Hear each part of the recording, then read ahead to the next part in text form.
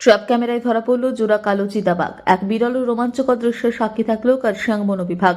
পাহাড়ি জঙ্গলে এতদিন মাঝে মাঝে একটি কালো চিতাবাঘের উপস্থিতির প্রমাণ মিললেও এবার একসঙ্গে দুটি কালো চিতাবাঘের দেখা মিলেছে। রবিবার সকালে ওই দুই মেলানিস্টিক চিতাবাঘের ছবি প্রকাশ করে কার্শিয়াং বন বিভাগ। ছবি প্রকাশ্যে আসতেই বন দপ্তরের আধিকারিকদের মধ্যে উচ্ছ্বাস লক্ষ্য করা যায়।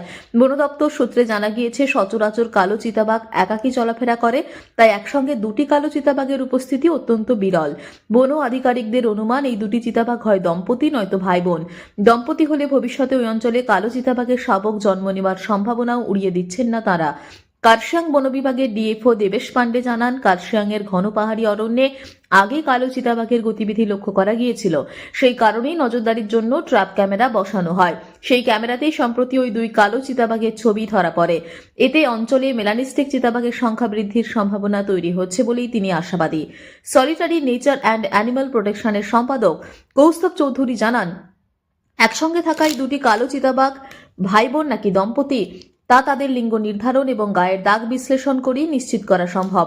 তবে একসঙ্গে দুটি কালো চিতাবাঘের উপস্থিতি বন দপ্তরের জন্য নিঃসন্দেহে ইতিবাচক ও উৎসাহজনক খবর। উল্লেখ্য, মেলানিস্টিক লেপার্ড আদতে সাধারণ চিতাবাঘই।